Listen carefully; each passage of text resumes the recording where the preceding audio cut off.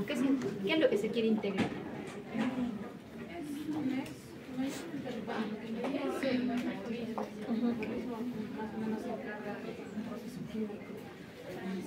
Pero ¿qué implica que se integre el metabolismo? ¿Qué es lo que se integra dentro del metabolismo?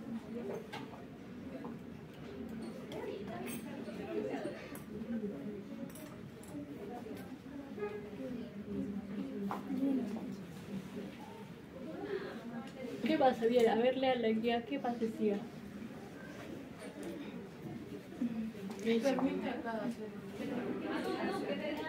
¿Pero cómo? Esto del metabolismo ya se ha estudiado, solo que nosotros lo hemos estudiado por separado. Cuando se dice integrar el metabolismo se refiere, integras la glicólisis con el ciclo de Krebs, con la degradación, exacto, con las vías metabólicas, ¿ya? Todo lo que ustedes, a ver, gran parte lo hemos estudiado nosotros, buenos días, aquí en algunas vías metabólicas, pero también en teoría ustedes han completado otras vías que no hemos podido ver acá, ¿no? Por falta de tiempo. Síntesis y degradación de grasas, síntesis y degradación de proteínas, acá solo hemos visto degradación de proteínas, síntesis y degradación de carbohidratos, ¿no? Glicólisis, ciclo de Krebs, cadena respiratoria, ¿ya? Que nosotros por facilidad las estudiamos por separado, porque si no sería muy complejo estudiar todo de frente junto, pero en realidad no es que actúen por separado, no es que solo se activa la glicólisis y nada más está activo, o solo se activa la glucogenólisis y nada más está activo, no es así. Si se está activando la glicólisis, también hay otras vías que se están activando, de repente la degradación de proteínas o la síntesis de proteínas, de repente la degradación de lípidos o la síntesis de lípidos, y eso es lo que vamos a ver, cómo funcionan como un todo, ¿ya? Ahora, ¿quién se encarga de activar o inhibir las vías? ¿Qué molécula es la que se encarga de este proceso? Porque no es que no es que se hace solo, ¿no? Sino que algo debe enviar una señal y a través de esa señal se permite el proceso de activación o regulación, ¿no? Y lo hemos visto, pero no directamente, ¿ya? Pero cuando hicimos el glucógeno hepático, ahí hablamos de unas moléculas que permitían el proceso de activar la glucogénesis o inhibir la glucogénesis. ¿Se acuerdan quién se encargaba de eso?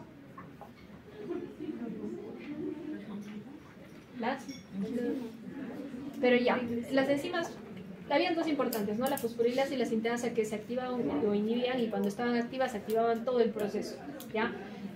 Pero para que estas enzimas estén activas o inactivas, recuerden que había un proceso de fosforilación o defosforilación, ¿ya? Y esa fosforilación o defosforilación venía mediada por otra molécula. Exacto. ¿Y la insulina qué es? ¿Qué tipo de molécula es? Había también el glucagón. La insulina y el glucagón, ¿qué son?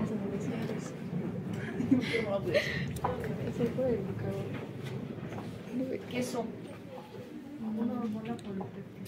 Exacto. La regulación del metabolismo se da por hormonas. Hoy día vamos a hablar nuevamente de la insulina y nuevamente del glucagón, y ya no solo lo vamos a relacionar al glucógeno, que es como lo hicimos en la segunda fase, sino que vamos a hablar cómo la insulina puede activar o inhibir las vías relacionadas con los carbohidratos, con los lípidos, con las proteínas.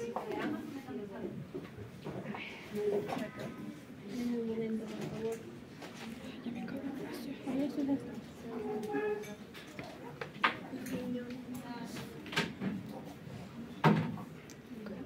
Bien, aquí les está mencionando cómo se regula el proceso, ¿ya? A través de hormonas. Y ya habíamos hablado de las hormonas que se sintetizan en lugares muy distintos a donde van a funcionar. Específicamente estas hormonas se sintetizan en distintas glándulas, no es que todas las hormonas se sintetizan en la misma glándula. Por ejemplo, las que vamos a hablar el día de hoy son sintetizadas a nivel del páncreas, insulina y glucagón, pero hay otras hormonas que se van a sintetizar en distintos lugares y también no necesariamente van a tener la misma acción, ¿ya? Ahora, ¿qué pasaba con esas hormonas sintetizadas en las diferentes glándulas? Por ejemplo, el insulina y glucagón que se sintetizan en el páncreas, después tienen que ser movilizadas o transportadas a sus células blancas. ¿Cómo se movilizaban? En la sangre, corriente sanguínea. Y como son moléculas, Pilar ya lo ha dicho, son hormonas peptídicas, o sea, están conformadas por aminoácidos, son como un tipo de proteínas. Como las proteínas son solubles en agua, no tienen ningún problema. Se mueven a través del torrente sanguíneo y van a llegar a las células objetivo, ¿ya?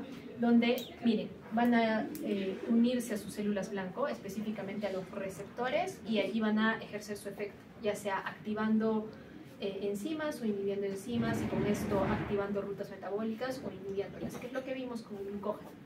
Pero aquí hay que recordar que, por ejemplo, en el caso muy específico de la insulina y del glucagón, no tenían esa capacidad de poder ingresar dentro de sus células blanco, ¿ya? Pero no es necesario que ingresen dentro de sus células blanco para que ejerzan su efecto regulatorio, porque lo único que es necesario es que se dé este proceso. Se unan a su receptor, porque yo ya les había dicho, no dentro de las células, no dentro, sino fuera de las células hepáticas, tejido adiposo, hay unos receptores que son específicos para insulina o específicos para glucagón. Una vez que se da la unión, ¿no? Insulina y su receptor, se generan cambios dentro de la célula que van a permitir que cumplan sus funciones, ya sea inhibir ciertas vías o activar ciertas vías. Miren, aquí está, este esquema creo que también lo tienen en la guía. Es un esquema resumen de diferentes vías de síntesis y degradación de carbohidratos, de lípidos y proteínas. Eso que ustedes estudiaron por separado, ¿no? En teoría y también acá algunas vías en práctica, en realidad se integran. Por eso es que se llama la práctica integración. Todas estas vías integradas, porque lo que sucede es que generalmente los productos de ciertas vías son sustratos de otras. Entonces, tener activa, digamos, no sé, la beta oxidación, por ejemplo, que es el proceso de degradación de ácidos grasos, genera altas concentraciones de acetil-CoA. Y el acetil-CoA participa en ¿Ciclo de Krebs? Ciclo de Krebs. Pero también cuando hay muchas concentraciones de acetil-CoA, se puede favorecer la síntesis de cuerpos cetónicos. Entonces, si se dan cuenta, este es un ejemplo muy básico, vamos a ver también otros, de cómo estas vías se regulan entre sí. La razón más sencilla o más general sería decir que muchos de estos productos de las vías son a su vez después sustratos de otras. Entonces, ¿qué es lo que sucede generalmente con estas vías? Cuando hay altas concentraciones de un sustrato es como que te activa la vía. Entonces es una forma para que vean que cuando se da, por ejemplo, la beta-oxidación, no es que haya solo se está generando acetil-CoA. Ya, pero ¿qué pasa con ese acetil-CoA? Altas concentraciones, pueden ser utilizados ciclo de Krebs, que después va a generar energía, o puede formar cuerpos cetónicos. ¿Alguien recuerda qué eran los cuerpos cetónicos? Cuerpos cetónicos.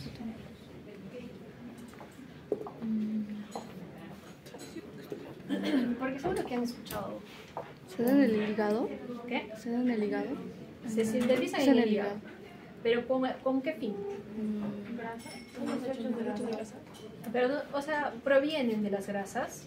Ya les voy a explicar por qué. Pero no son desechos, porque en realidad, si fueran desechos, los eliminaríamos. Ya se formaron cuerpos, así como eliminamos exceso de nitrógeno en forma de urea, eliminaríamos cuerpos cetónicos, pero hay momentos específicos en los que se activa la síntesis de cuerpos cetónicos, y la razón es porque son un combustible alternativo, ¿ya?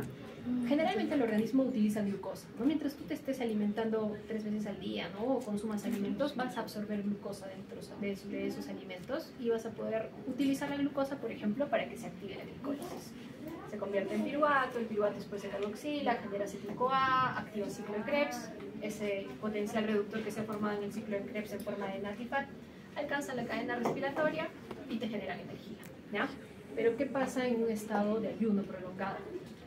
Poco a poco te vas a empezar a consumir la glucosa, incluso la que está en forma de reserva. Entonces, cuando hay niveles muy bajos de glucosa, eso no va a impedir que tu cuerpo siga requiriendo energía, pero el problema es que no va a haber glucosa para generar esa energía. Pero hay una forma alternativa que tiene el organismo de generar energía, que es con los cuerpos cetónicos.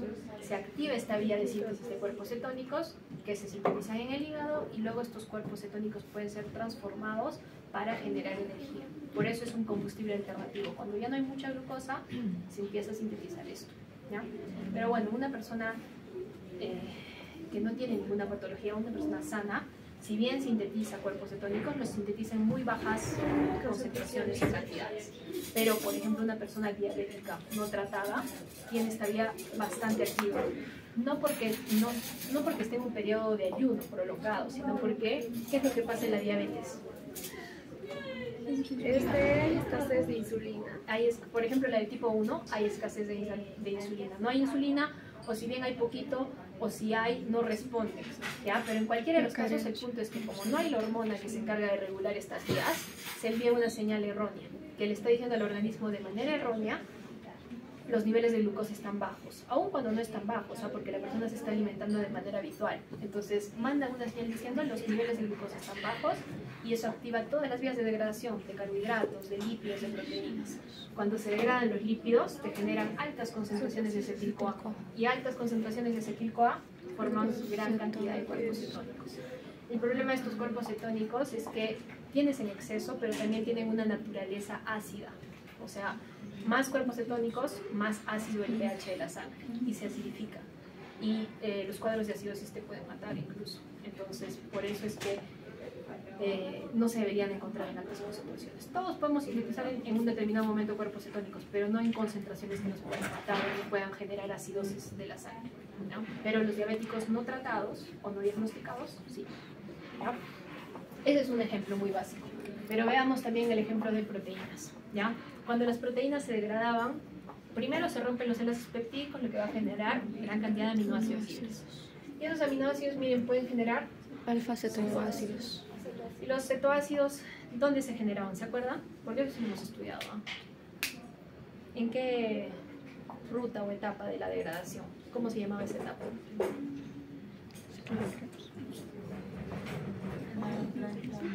Exacto, la transaminación, que es la primera etapa de la degradación de las proteínas. ¿Qué pasaba? El aminoácido transfiere su grupo amino a otra molécula y eso genera los cetoácidos, que son estructuralmente son aminoácidos sin grupo amino, ¿ya? Pero lo interesante era que como cada aminoácido tiene su propia estructura, va a generar distintos cetoácidos, ¿no? Y nosotros hablamos de dos cetoácidos relevantes. Uno era el piruvato y otro era el oxalacetato, que proviene del aspartato, ¿ya? Pero vean, ¿no? El piruvato es sustrato del ciclo de Krebs, porque si el piruvato se descarboxila, genera acetil-CoA. Cuando hay acetil-CoA, se activa el ciclo de Krebs. El oxalacetato también es el primer sustrato del ciclo de Krebs, porque justamente la primera reacción implica que oxalacetato más acetil-CoA se unen y generan citrato, luego isocitrato, y así se activaba toda la vida. Entonces, lo interesante, y esos son dos ejemplos muy específicos de los cetoácidos, en realidad de los 20 aminoácidos que codifican para proteínas que pueden pasar por estos procesos de transaminación, te van a generar distintos cetoácidos y generalmente esos cetoácidos son sustratos de otras vías metabólicas. Entonces, mientras se active la degradación, a su vez, como vas a empezar a generar otros sustratos, vas a activar otras vías que te pueden generar energía, ATP, sintetizar nueva glucosa. Porque a su vez el oxalacetato, miren, es el sustrato o punto de partida para esta vía. Sintetizar glucosa, ¿ya? Es la vía de la gluconeogénesis. Es una vía que se activa en el organismo cuando, por ejemplo, estás empezando un periodo de ayuno prolongado.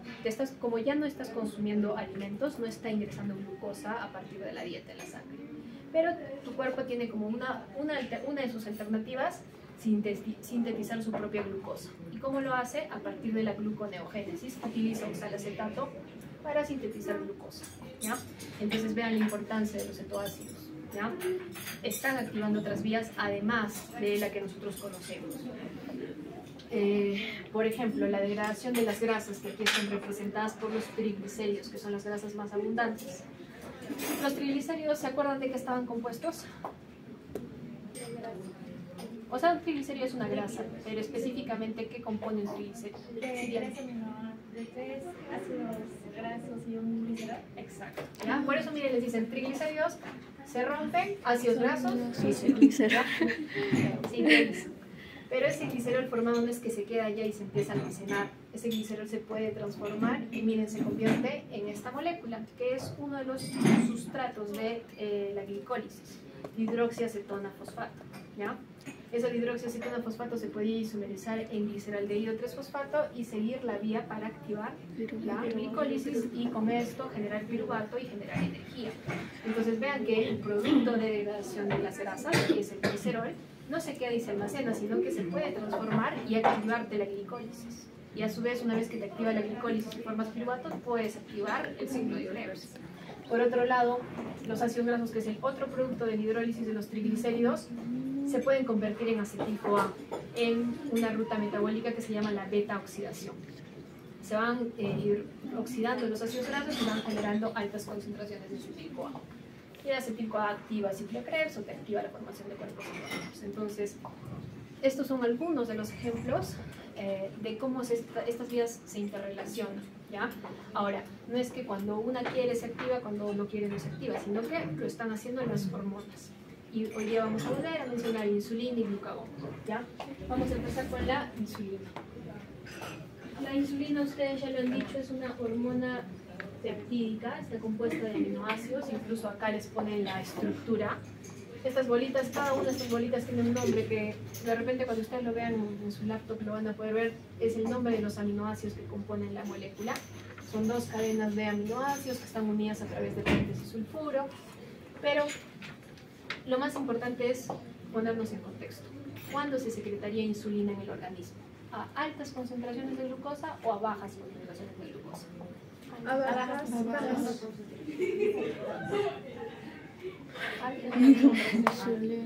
Miren, la función de la insulina es disminuir los niveles de glucosa en sangre. Entonces, que quede bien claro, la insulina tú la vas a sintetizar en el organismo y la vas a liberar en el torrente sanguíneo cuando los niveles de glucosa en sangre están bien elevados, ¿ya? No se confundan, porque su función es bajar los niveles de glucosa en sangre. Por eso se dice que la insulina tiene un efecto hipoglicemiante, o sea, te baja los niveles de glucosa en sangre. Y no te los va a bajar más de lo normal, sino que probablemente tus niveles están tan altos porque has tenido una dieta rica en glucosa que hay que bajarlos para que esté dentro de los valores normales, ¿ya? Eso hay que tenerlo bien claro. Ahora, ¿cómo es que funciona este proceso? ¿Cómo es que se libera la insulina? Porque ya sabemos que la insulina es la hormona, tiene que ser liberada al torrente sanguíneo para que llegue al tejido hepático, tejido muscular, tejido adiposo y envíe esa señal de hay que captar la glucosa que está en la sangre porque hay demasiado, ¿ya? Y eso se explica a través de esta imagen que ven aquí, ¿ya? En verdad todo es sensible a las concentraciones de glucosa en torrente sanguíneo. Ahora, hay que ponerlo, ¿no? La insulina se va a secretar cuando las concentraciones en glucosa están bien altas en la sangre, ¿ya? Y eso va a generar todo esto que vamos a ver aquí. Altas concentraciones de glucosa van a hacer que sea posible que entren altas concentraciones de glucosa dentro de esta célula, que es la célula del páncreas, ¿ya? La célula pancreática. Y allí esa glucosa no es que se va a empezar a almacenar, sino que miren lo que va a hacer. Se va a transformar en piruvato, en la ruta metabólica que todos conocen, que se llama glicólisis, ¿ya? La glucosa se oxida a través de esas 10 reacciones y se convierte en piruvato.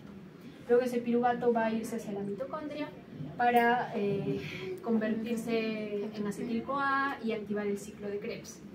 Y el ciclo de Krebs va a generarte una alta concentración de NAD y FAT reducido, ¿no? Que eran los cofactores que después alcanzaban la cadena respiratoria mitocondrial y te generaban altas concentraciones de ATP, ¿ya? Y esto es muy importante. Como resumen podríamos decir, la glucosa se oxida y te genera altas concentraciones de ATP. Y eso es lo que va a permitir variaciones en estos canales. A nivel de la célula hay dos canales importantes. Un canal de potasio, que es sensible a ATP, y un canal de calcio. Hay que tener bien claro que estos canales no están activos a la vez. Cuando uno está abierto, el otro canal está cerrado, ¿ya? Y viceversa, ¿ya? Entonces, altas concentraciones de ATP lo que hacen es que cierran el canal de potasio. Y si este canal de potasio se cierra, el canal de calcio se abre, ¿ya? Como su nombre lo dice, el canal de potasio permite que ingresen o salgan iones potasio, mientras que el canal de calcio permite que ingresen y salgan iones calcio. Obviamente estos iones pueden entrar o salir siempre y cuando estos canales estén abiertos, ¿ya? Pero el punto es justamente este. Si hay altas concentraciones de ATP, este canal de potasio se cierra, por ende, este se abre. Y si se abre, permite que los iones calcio que están por fuera ingresen dentro de la célula. Y justamente una vez que ingresan los iones calcio, generan cambios o modificaciones dentro de la célula que van a hacer que la insulina que ya está secretada en gránulos, o ya está sintetizada, mejor dicho, en gránulos dentro de este islote, en el páncreas, pueda ser liberada hacia el torrente sanguíneo. Por esa razón se da. Entonces, una vez que se libera la insulina del torrente sanguíneo, va a cumplir su función, se va a mover en el torrente sanguíneo y va a llegar al músculo, al hígado, y allí va a cumplir la función de decir activo en la glucogénesis, que ya lo vamos a ver, ¿ya? Pero no es que vamos a entonces secretar insulina constantemente, porque no tendría sentido. O sea, ¿quién podría sintetizar insulina constantemente? Una persona que esté alimentándose constantemente, pero eso no existe, ¿no? Una persona que esté 24 horas al día comiendo, no sucede. Entonces, ¿cómo es que se regula y que una vez que ya has llegado a los valores óptimos de glucosa en sangre, ya no sigas liberando insulina? Por la misma razón que se inició, ¿ya? Si la insulina está ejerciendo sus efectos, es decir, está haciendo que los tejidos capten glucosa, ¿qué va a pasar? Cada vez va a haber menos glucosa en el torrente sanguíneo, ¿ya? Y si cada vez hay menos glucosa entra dentro de la célula pancreática, del páncreas, menos piruvato se forma, menos ATP se forma, ¿ya?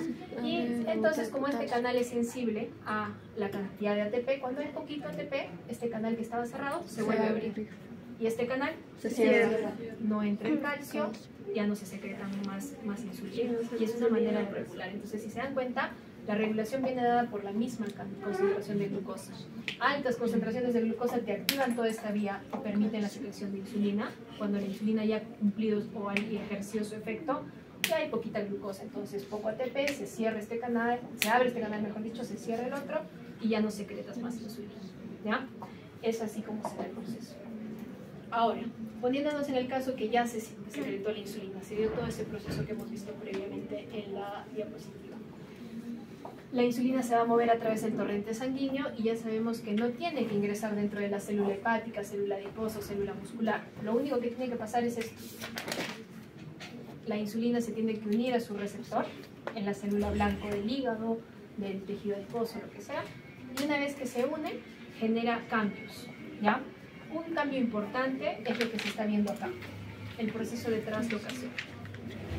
El GLUT4, esta molécula que está representada de color verde, es un transportador. Lo podríamos hacer la analogía como que fuera una puerta, ¿ya? Normalmente la glucosa puede entrar dentro de la célula hepática, dentro de la célula del tejido muscular, pero lo hace a través de una puerta, ¿ya? Que es este, GLUT4. Si ese GLUT4 está anclado en la membrana, es como que se abre una puerta y por allí puede entrar la glucosa. Pero para eso tiene que estar el GLUT4 en la membrana. No siempre está. ¿Cómo se da ese proceso de este GLUT4 que está dentro de la célula se ancla a la membrana? Cuando la insulina se une a su receptor. Se generan cambios y ese GLUT4 que normalmente está dentro de la célula se ancla aquí.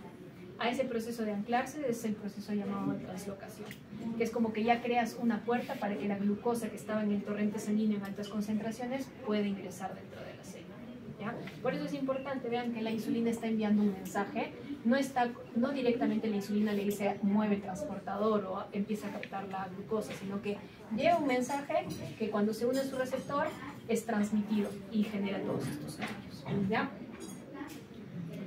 Y entonces, una vez que se ha dado la unión de la insulina con su receptor, miren todo lo que va a suceder. A nivel del hígado, se aumenta el almacenamiento de glucosa como glucógeno. Esto lo hemos estudiado acá. La ¿cómo se llama? Glucogénesis, ¿ya? Glucogénesis. Génesis, inicio o síntesis del glucógeno, ¿no? Entonces, altas cantidades de glucosa van a ser captadas en el hígado para que se empiecen a añadir a la molécula glucógeno y lo empieces a almacenar para cuando sea necesario. ¿Qué otra cosa pasa a nivel hepático? No solo la glucogénesis, sino también inhibición del catabolismo proteico o inhibición de la degradación de proteínas. ¿Por qué? Porque la degradación de proteínas va a generar una alta concentración de cetoácidos, ¿no? Y esos cetoácidos van a activar el ciclo de Krebs, pero en este caso no es necesario consumirnos proteínas, porque como hay alta concentración de glucosa, y la glucosa es el combustible preferido de todos los órganos, consumamos lo que hay en altas concentraciones y es como que lo que todos preferimos, ¿ya? Entonces te inhibes la degradación de proteínas. Y si estás inhibiendo la degradación de proteínas, lo que estás favoreciendo es lo contrario, la síntesis de proteínas. Entonces, en otras palabras, esos aminoácidos no los degrades por transaminación y luego desaminación, sino utilízalos o reutilízalos para generar nuevas proteínas que tu organismo necesita, que es algo habitual, ¿no? Porque no es que sintetizamos proteínas solo al inicio cuando somos pequeños, sino que constantemente estamos renovando nuestras proteínas, enzimas y demás, ¿ya?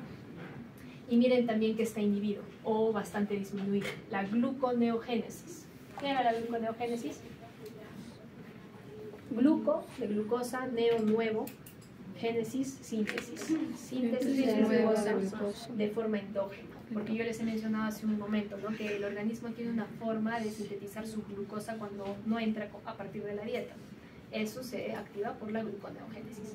Pero en un momento de que se ha secretado insulina, significa que hay niveles de glucosa bien elevados. Entonces, ¿para qué vas a sintetizar más glucosa si ya tienes demasiada y más bien lo que te está enviando la insulina como mensaje es que hay que captar ese exceso? Por ende, inhibe la gluconeogénesis. ¿Perdón? No la descompone, sino que mira, la gluconeogénesis se sintetiza, por ejemplo, a partir de oxalacetato, ¿no? Usas el oxalacetato y generas glucosa. Entonces, en ese caso, te inhibe la gluconeogénesis porque dice no uses el oxalacetato para sintetizar glucosa porque ya hay glucosa. Usa ese oxalacetato para que se active el ciclo de Krebs y generes energía. Que siempre la célula va a requerir energía, así que mejor úsalo para eso que para estar generando más glucosa cuando ya hay demasiado, ¿ya? El tejido adiposo, vamos a ver qué es lo que sucede, ¿ya? ¿Cómo? Por la misma razón que ya mencionaba hace un rato. Como hay glucosa y hay en altas concentraciones, el organismo preferentemente va a querer utilizar esa glucosa para generar energía. Entonces, las grasas también te pueden generar energía, pero en este caso, ¿para qué utilizas grasas si tienes altas concentraciones de glucosa y el organismo prefiere esto? Entonces, en ese caso, no degrademos nada de grasas. Por eso te dice que está disminuida la lipólisis. La lipólisis es una forma de decir degradación de lípidos. Entonces, está inhibida prácticamente. ¿Qué pasa con esas grasas? Las empiezas a almacenar. Empiezas a favorecer la síntesis de triglicéridos y esos triglicéridos ya sintetizados los empiezas a almacenar a nivel del tejido adiposo. Porque si bien a partir de las grasas tú puedes generar energía, esas grasas solo las consumes cuando los niveles de glucosa están bajos, pero en este estado en el que se ha secretado insulina, pues no se está dando eso, ¿ya? A nivel de músculo es muy similar que en hígado, porque miren, se favorece la captación de glucosa, se sintetiza glucógeno, se sintetiza proteínas, se inhibe la gluconeogénesis, favorece la absorción de aminoácidos para sintetizar proteínas, ¿ya? Ahora nos vamos a poner en el estado contrario. ¿Qué es lo que pasa cuando se va a liberar o va a sintetizarse el glucagón?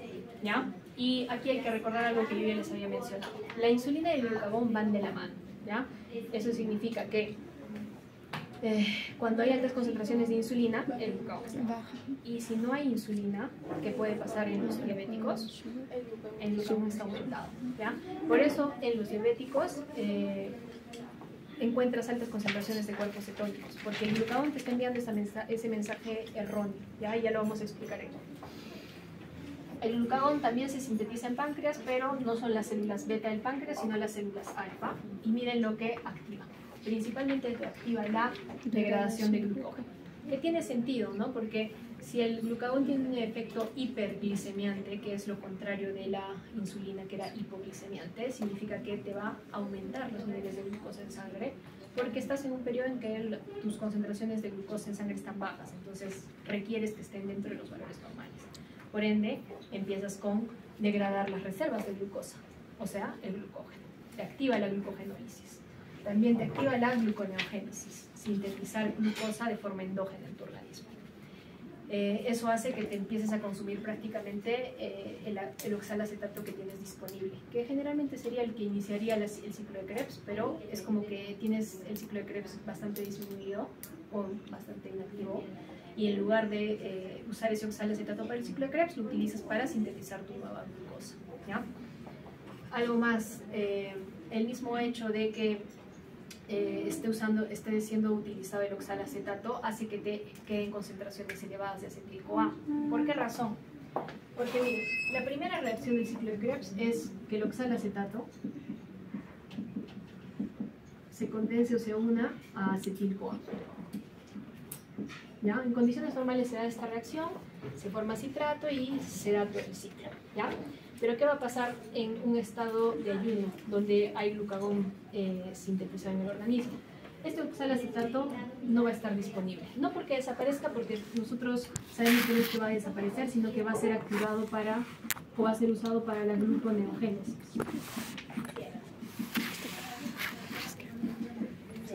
Y entonces, ¿qué va a significar? Que haya acetil-CoA en altas concentraciones porque no lo puedes utilizar para el ciclo de Krebs.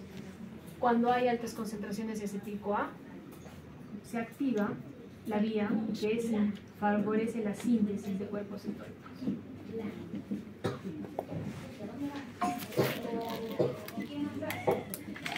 ¿Ya? Entonces, como ese acetil-CoA está disponible y no está siendo utilizado, te activa la síntesis de cuerpos cetónicos y por eso en los diabéticos encuentras altas concentraciones de cuerpos cetónicos en el organismo, por ejemplo. Nosotros también podemos sintetizar cuerpos cetónicos, pero no sintetizamos en una cantidad anormal, o sea, sintetizamos lo suficiente, lo necesario, no de una manera que no, por ejemplo, te va a significar el pH de la sangre. Pero un diabético, si te sintetiza, sobre todo los de tipo 1, si te sintetizan altas concentraciones de cuerpos cetónicos. Por eso también es una forma de diagnosticarlos. Le encuentras cuerpos cetónicos en la sangre y en la orina, que es algo anormal. ¿Ya? Además de la insulina y glucagón, sobre todo relacionado con el efecto que genera el glucagón o que induce el glucagón, tenemos otras hormonas que están mencionadas allí. La adrenalina, glucocorticoides, la hormona de crecimiento, que su efecto va a ser muy similar al glucagón, solo que en diferentes órganos. Van a favorecer la gluconeogénesis, la síntesis de glucosa endógena en el organismo. Pero los glucocorticoides y la hormona de crecimiento, adicionalmente, otra acción que van a tener es inhibir la captación de glucosa por parte del músculo, ¿ya? Porque hay que recordar que cuando se sintetizan estas hormonas, lo que va a haber es bajas concentraciones de glucosa. O sea, va a haber glucosa, pero poquito. Entonces, hay que ver quién usa esa poquito de glucosa, qué órganos lo utilizan. Y todo está preferente a que la utilice el cerebro. Lo poco de glucosa que lo use el cerebro. Entonces, inhibiendo la captación del músculo, evitas que el músculo empiece a usar glucosa, que utilice otro combustible alternativo, que utilice, por ejemplo, cuerpos cetónicos. Porque como hay tan poquito, pues hay que darle a alguien la preferencia que sea el cerebro, ¿ya? Y estas hormonas, el glucocorticoides y la hormona de crecimiento, te favorecen esa inhibición, ¿ya?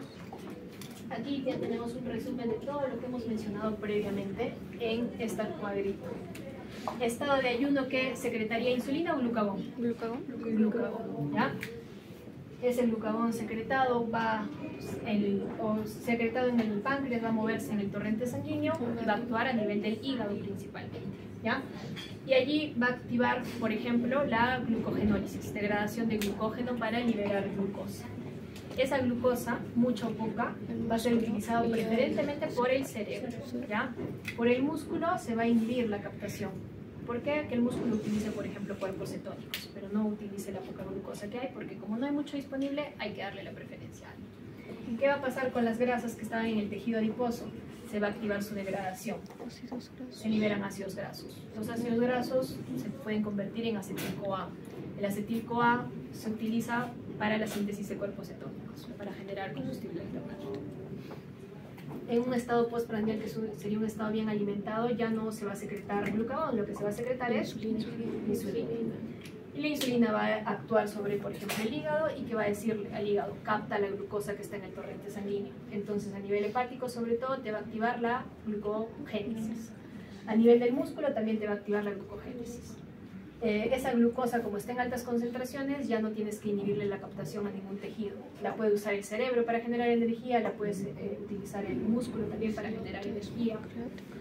¿Qué pasa con las grasas del tejido adiposo? Lo que se hace es inhibir la degradación y más que todo si es que están llegando grasas de la dieta que sean utilizadas para que se formen los triglicéridos y se empiecen a almacenar en el tejido adiposo, ¿ya? Porque si activaras la degradación vas a generar mucho acetil-CoA por nada y en este caso no es necesario porque como hay tanta glucosa, que sea la glucosa la que te genere la energía, ¿ya? Este es un cuadro resumen de lo que hemos estado viendo en las otras diapositivas.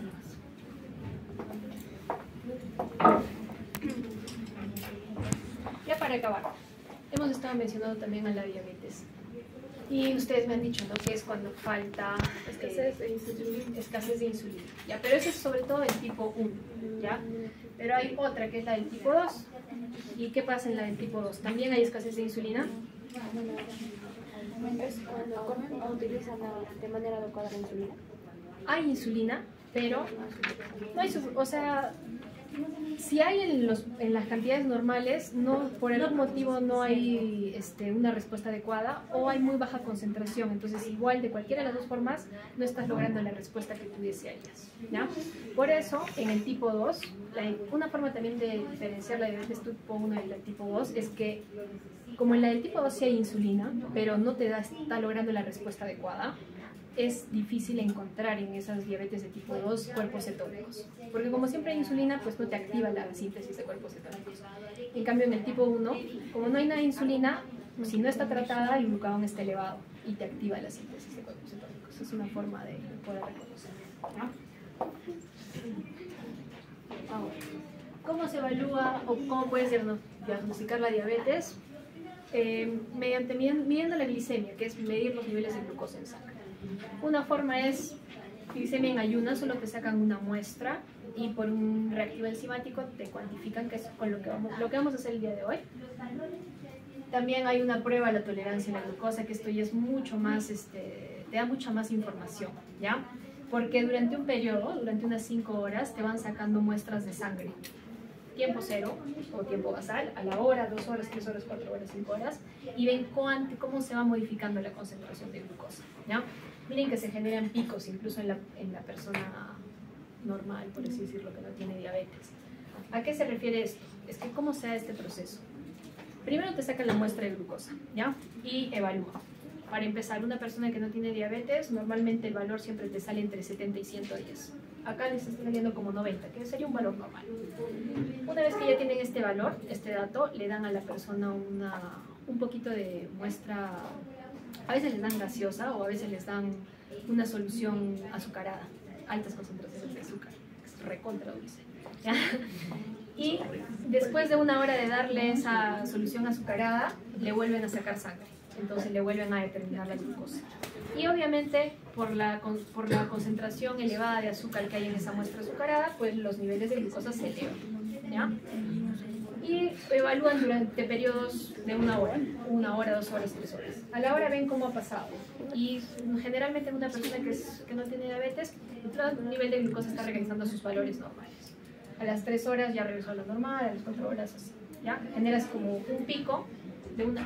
A la hora generas como un pico de nivel elevado de glucosa, pero después regresas a tus valores normales. ¿Qué es lo que pasaría a cualquiera de nosotros si consumimos un alimento rico en, muy dulce, pues muy rico en carbohidratos?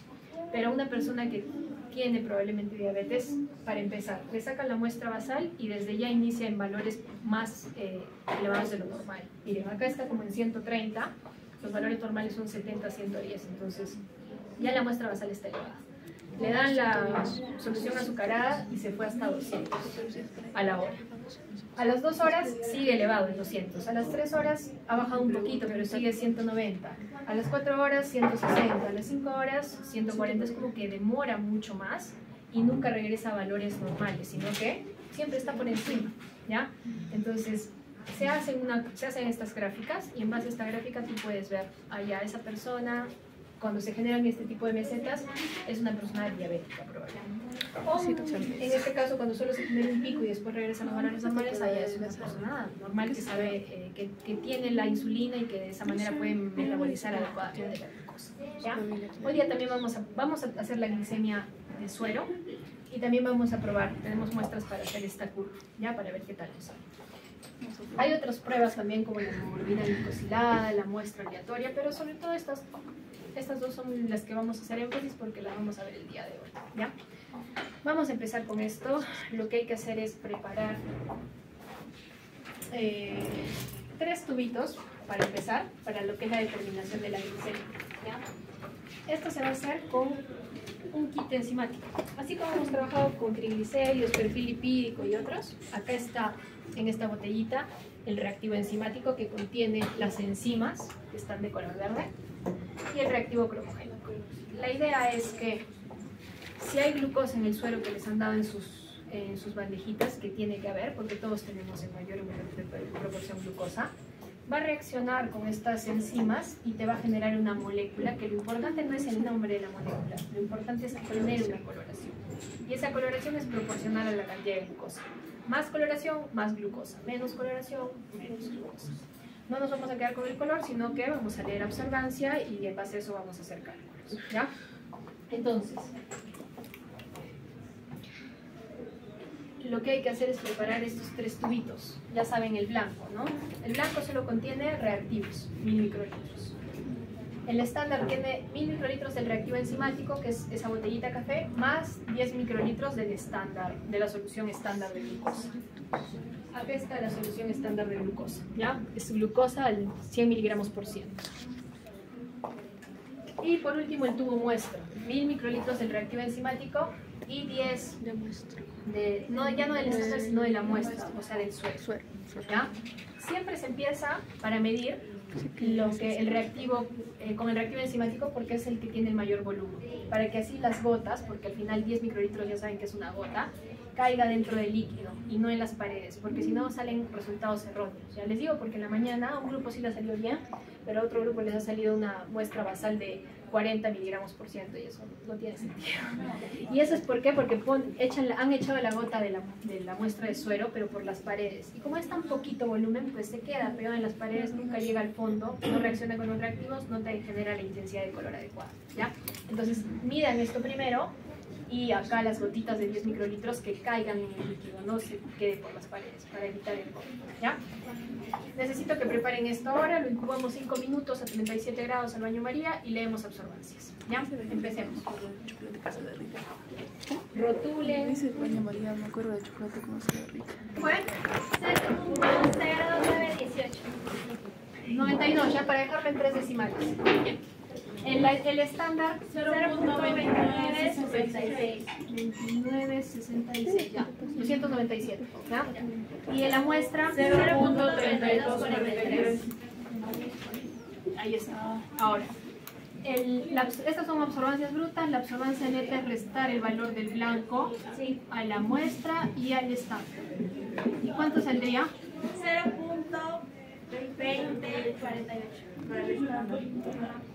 25 debe ser, ¿no? Claro, con el redondeo. Ajá. Y acá 0.2325. 25. Ya. Entonces 23.3 con el redondeo. Ya. Es que sería 23.25, pero como es por el 5, 23. ¿Ya? Eso haría que ya tengamos para sacar el factor de calibración, o cómo lo han sacado por la regla de 3. ¿Qué han hecho? ¿Factor de calibración o regla de 3? O sea, No, ahí no son. el factor de calibración es la concentración del estándar entre la absorbancia neta del estándar, que sería 0.205. ¿Ya? La concentración del estándar era de 100 miligramos por ciento, entonces yo pongo 100 acá. Si el estándar hubiera estado 150, ponía 150 acá. ¿Ya? 100 entre 0.205, ¿cuánto sale? El blanco es de tu flamenca. Nuestro blanco es este. 487.80. Ahora, cuando ya tienes el factor de calibración, lo único que hay que hacer es multiplicar ese factor de calibración, que es 487.80, por la absorbancia neta de la muestra, que es 0.233. ¿Y cuánto le sale? 113.265. Ya está. Y ya hallaron la glicemia en esa muestra. Ahora vamos a hacer lo mismo para la mesa 2, blanco, estándar y muestra. ¿Cuántos fueron sus valores de absorbancia del blanco? 0.086. Ya, estándar 0.36. 340. y muestra. 0.308. Ahora hay que restarle el blanco para sacar las absorbancias netas. ¿Cuánto sería la absorbancia neta del estándar? 0.254. Y 0.222. con estos datos ya puedes pasar al factor de calibración, que para ustedes sería 100, porque sigue siendo el mismo estándar con la misma concentración, entre 0.264. 54, ¿no? 54. ¿Y cuánto te sale eso? 393.7. Y 393.7, que es el valor del factor de calibración, lo multiplicas por la absorbancia neta de tu muestra, que es 0.222.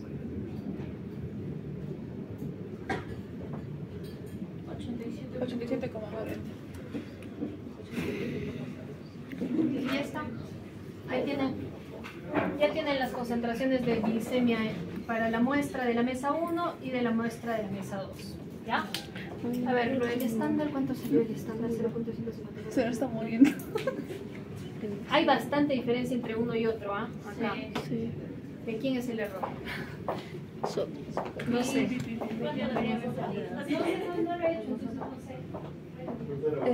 Supongo que ese está mayor, está elevado y ese está bajo. No tiene. No tiene. Y de nuestro compadre está sin media. Sí, porque pasa Este 110. número es alto. 110 por 110. Pero poquito por elevado. Pero está alto. Factor de calibración. Sí, es el dato que les piden en la guía y acá abajo ponen lo final, pero es concentración, ¿no? De glucosa, es este cálculo. Factor de calibración por la observancia de la muestra.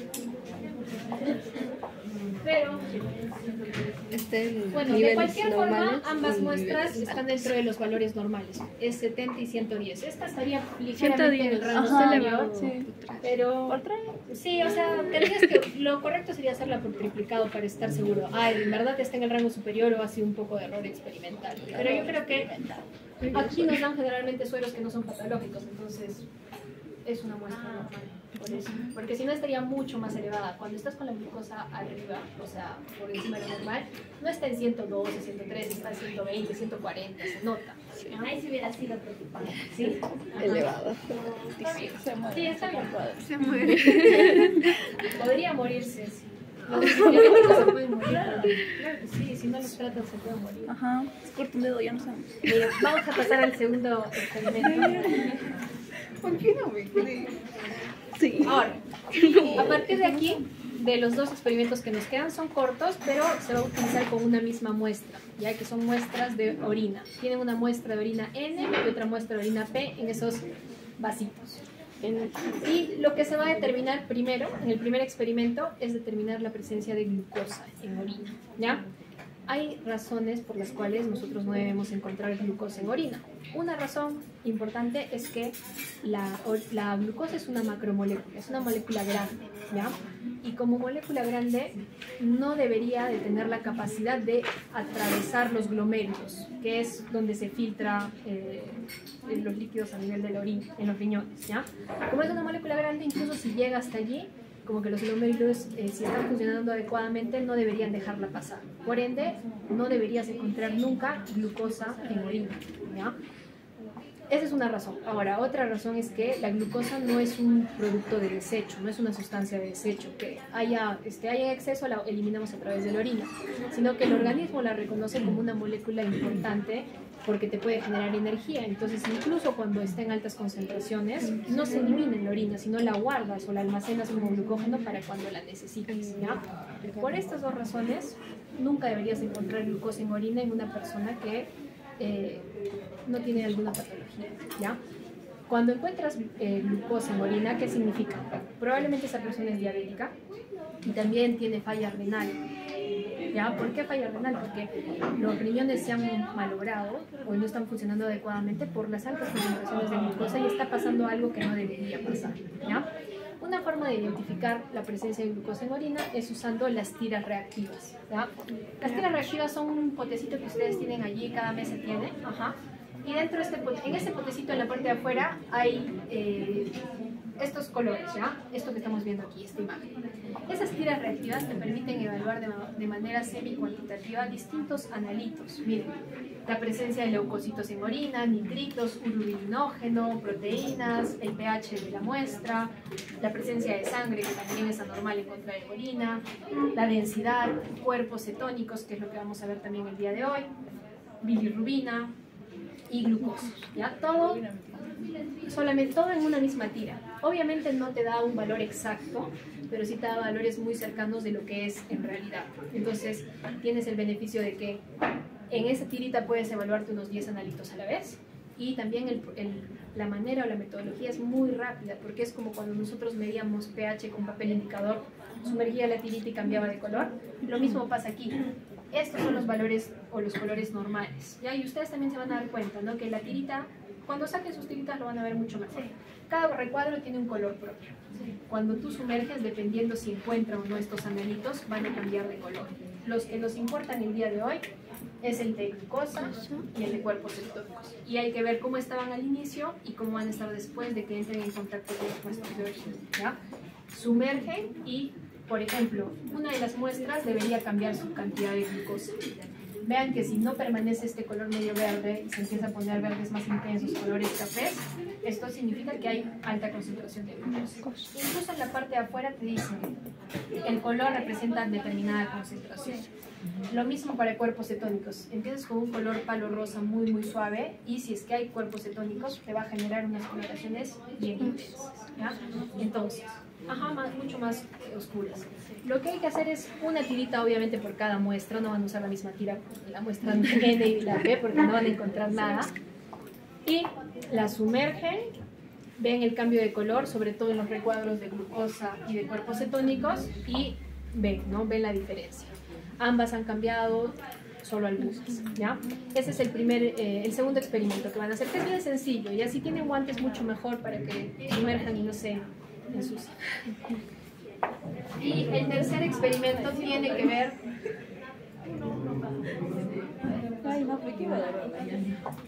A ver, escúchame esta última parte. El tercer experimento tiene que ver con la determinación de cuerpos cetónicos en orina, no utilizando la tira reactiva. La tira reactiva, de hecho, que sí te da una idea, pero vamos a usar otro reactivo que se llama el nitroprusiato de sodio, ¿ya? El nitroprusiato de sodio es un reactivo que reconoce específicamente cuerpos cetónicos. Y si hay cuerpos cetónicos y tú los mezclas con nitroprusiato de sodio, se pone de color violeta, ¿ya? Pero no lo vamos a hacer tal cual lo ven aquí en la imagen, sino que ustedes les han dado una luna de vidrio que tiene un polvillo. En un lado dice N y un polvillo, y en otro lado dice P y un polvillo. Ese polvillo que ven allí es el nitroprusiato de sodio. Lo que ustedes van a hacer es con tips de la micropipeta, van a hacer que gotee un poco de la muestra N en el polvillo N y van a ver si cambia de color. Y después van a cambiar de tip y van a sacar un poco de la muestra de orina P y la van a echar encima gotas de orina al polvillo P y van a ver si cambia de color. Si cambia de color es porque en esa muestra había cuerpos cetónicos en la orina. Que yo ya les he dicho, todos sintetizamos cuerpos cetónicos dependiendo en las condiciones en que nos encontremos, pero en bajas cantidades. Entonces, cuerpos cetónicos no deberías encontrar en orina en una persona que no tiene diabetes, pero por ejemplo los diabéticos de tipo 1 hacen esto y sale violeta. ¿Por qué? Porque tienen tanto cuerpo cetónico formado que están eliminándolo incluso a través de la orina, ¿ya? Como un mecanismo de defensa, porque como los cuerpos cetónicos son ácidos, si los mantienes en el organismo te acidifican el pH de la sangre y eso te puede matar. Entonces el organismo está tratando de regresar a sus valores normales y empieza a eliminar esos cuerpos cetónicos y por eso encuentras coloraciones violetas, ¿ya? Y con esta segunda prueba nosotros vamos a reforzar la respuesta que ya tendríamos con las tiras reactivas, ¿no? Porque en las tiras reactivas también deberíamos ver esa detección de cuerpos cetónicos y ya se va a hacer mucho más notoria con el nitroprusiato. Entonces háganlo ahora, obviamente guarden sus cuadernos, no van a hacer caer un poco de orina encima de sus cuadernos, si tienen guantes mucho mejor y empiecen.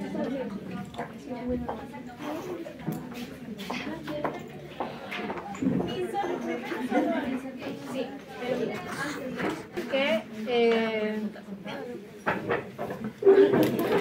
enseguida ustedes les piden que anoten los resultados del experimento 2 y 3, ¿ya?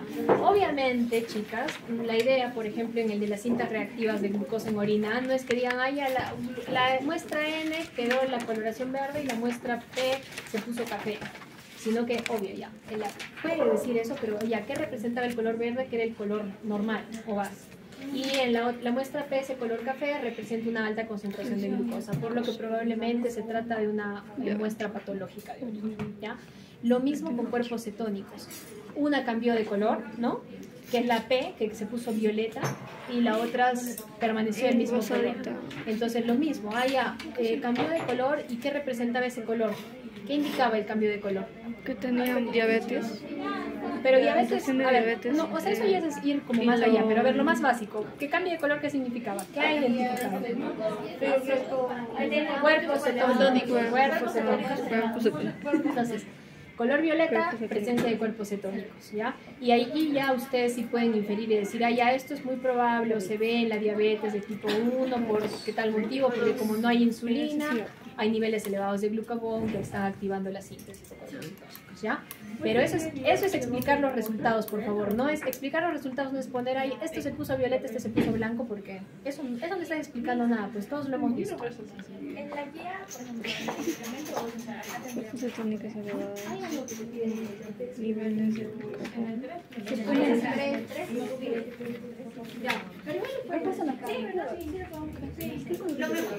Lo más importante siempre los experimentos, o sea, los datos está bien los resultados, pero los experimentos, explicar el resultado significa entender lo que han hecho, así que eso es lo que te conviene hacer, ¿ya? Ahora, nos queda, lo que nos faltaba era los datos de la curva esa que yo hice, ya medí, ya tengo mis datos, he tomado las absorbancias, así que vamos a ver lo de la curva, ¿ya? Esto es algo extra porque estamos aprovechando en la mañana, no lo hemos hecho, ¿ya? Porque no teníamos todavía las muestras. Entonces, ahora que tenemos las muestras y los datos, aprovechemos para ver cómo nos debería salir y en base a lo que salga ustedes me dicen, ah, ya es una persona normal o una persona de repente con diabetes, ¿ya? A ver.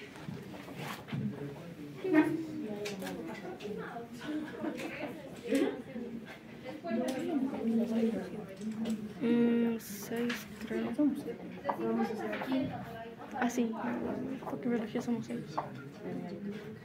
Me confundo con esos.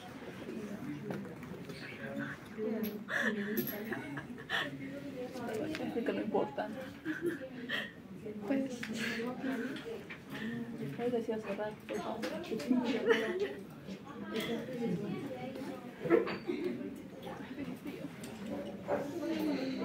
lo que va a tener frío va a ser. Ahorita explico. Hoy día va a salir eso.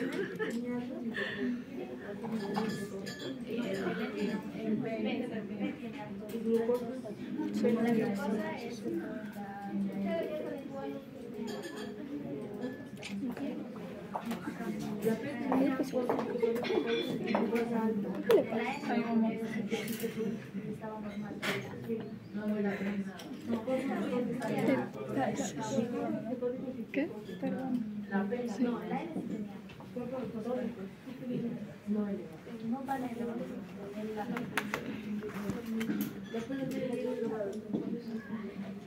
Más de 110 allá va.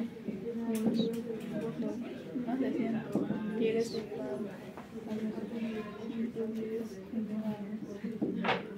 No, Sí. más de 100. Oh, bueno, ya ponle 99 más o menos. 144. Siempre le salió. Porque dijo Creo que sí. 140 y se le va. Vamos a ver. 89. Y no, menos de 110 es normal.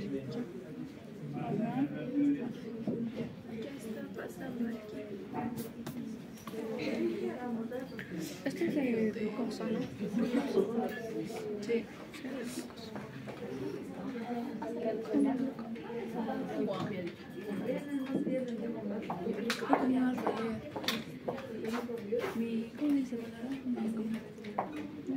Miren, acá tenemos las 5 muestras que preparé, que me hicieron preparar, y acá están sus absorbancias. Estas son las absorbancias brutas porque son las que da el equipo, pero obviamente los cálculos se hacen de la misma manera como hemos hecho acá, pero tienes que trabajar con absorbancias netas. Entonces vamos a trabajar, como yo no he preparado blanco, pero ustedes sí, vamos a trabajar con el dato de los blancos que tienen allí.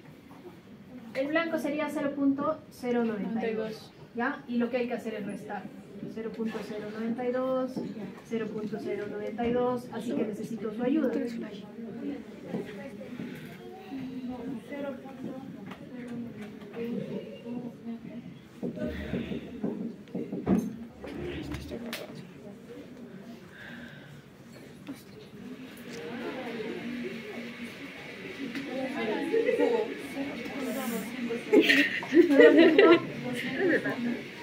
Ya, me van diciendo ya cuando las tengan. 0. Yo tengo la quinta. 237. ¿Ya? 24. 24.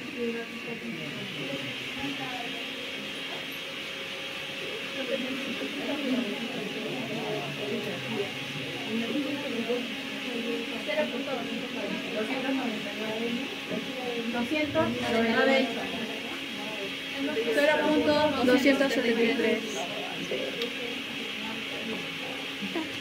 Ahora, para hallar las concentraciones de glucosa, lo único que habría que hacer es de cada punto, ¿no? Porque M1 significa la muestra a las 0 horas, la muestra basal. A la hora, a las 2 horas, a las 3 horas, a las 4 horas, ¿ya? Lo que habría que hacer es multiplicar esta absorbancia neta que ustedes me han ayudado a calcular por su factor de calibración. Y como ya lo tenemos aquí, yo no he preparado estándar, vamos a trabajar. Acá está el factor de calibración de una mesa y esta de la otra, ¿ya? Generalmente, de lo que yo recuerdo, el estándar, la absorbancia del estándar es por aquí, por este valor. Entonces voy a trabajar por esa razón con este factor de calibración, ¿ya? Me hubiera gustado que los dos factores de calibración salgan muy similares. Pero como han salido, hay diferencia de absorbancia, me parece que este está más cercano a lo que debería ser, ¿ya? Vamos a ver. Entonces voy a trabajar con este factor de calibración que es 393.7. En cambio, con el blanco ha sido al revés, porque el blanco normalmente sale cerca de 0.092, acá 0.036, para que vean el experimental que generan ya. Pero bueno, lo que hay que hacer ahora es este dato por el factor de calibración. Que es 39.3.7. Ya, en dos decimales, ya dejémoslo. Miligramos por ciento. Y hay que hacer exactamente lo mismo para los otros. 0.237 por 393. Y ya me van diciendo ustedes los datos finales. 93.3019. Sí. 31 ya. Dos decimales. 94,48. ¿Ya? 117,30. ¿Ya? 107. 107. Ajá, 48. Ya, miren, para empezar, está empezando este valor en normales. El basal es un valor normal porque recuerden que entre 70 y 110 los valores normales, ¿no? Sí. Con la muestra azucarada se eleva, pero ni siquiera supera los valores o el rango normal. De ahí como que sube un poco, pero vuelve a bajar. Ajá, ¿no? Pero son valores normales. Son valores normales. Hago la cuenta, ¿cómo se Todos son valores normales. Sí, pues.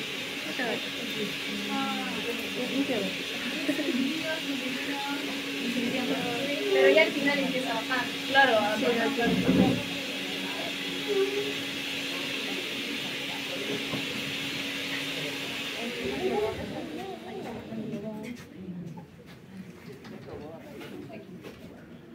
A ver, 79.13,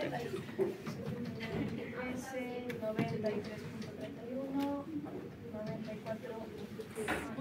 94.48. 117.48. Que es el de 94, debió estar más arriba. De repente, miren, 105 para que se vea un poquito más elevado. Pero bueno, no es lo que nos ha salido porque lo que ha salido ha sido así.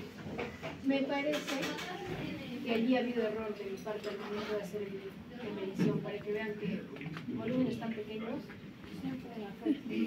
No, pero por otro lado, el problema es que también el volumen final de los tubitos ha sido 500 microlitros, 505, ¿ya? Porque es 500 microlitros de reactor enzimático más 5 microlitros de las muestras basales.